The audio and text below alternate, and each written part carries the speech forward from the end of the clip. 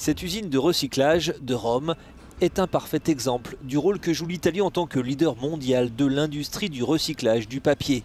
La valeur globale de la production s'élève à 4 milliards d'euros. Ici, la matière première est obtenue en traitant le papier et le carton usagé en seulement 48 heures. Une fois que les camions transportant du papier usagé arrivent ici, le matériau est déchargé pour être traité par ces machines en fonction de son type.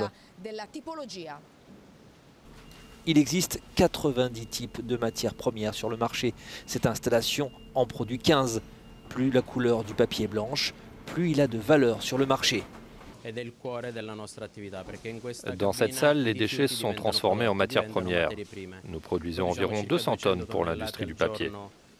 La matière provient principalement des poubelles de recyclage des communes et des activités industrielles ou commerciales.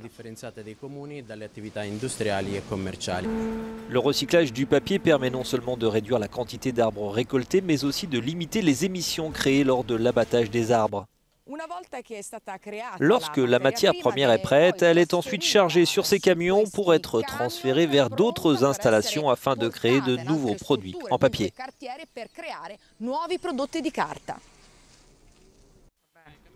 Mais pour quelles raisons l'Italie est-elle à la pointe dans ce secteur? Réponse avec le directeur de l'Unirima, l'association représentant les entreprises du secteur. Tout d'abord, nous bénéficions de l'expérience d'entreprises implantées de longue date dans le domaine. Comme notre pays manque de matières premières, nous avons appris à réutiliser nos déchets, en l'occurrence le papier. Et puis, cette activité s'étend sur tout notre territoire, dans les mêmes proportions que ce soit au nord et au sud du pays. Dans le sud de l'Italie, contrairement à ce que l'on déplore dans d'autres secteurs, il y a le même nombre d'usines que dans le nord du pays. L'Italie doit d'ailleurs investir une part importante du fonds de relance post-pandémie de l'Union européenne dans l'économie verte, notamment dans le secteur du recyclage du papier. Mais il y a encore beaucoup à faire et évidemment pas seulement en Italie. Que doit faire l'Europe ?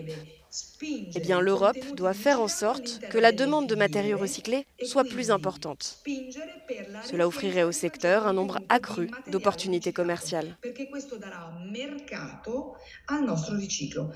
Les axes d'amélioration sont vastes, mais la méthode de recyclage italienne pourrait avoir valeur de modèle pour d'autres pays et aussi d'autres secteurs de l'économie verte italienne.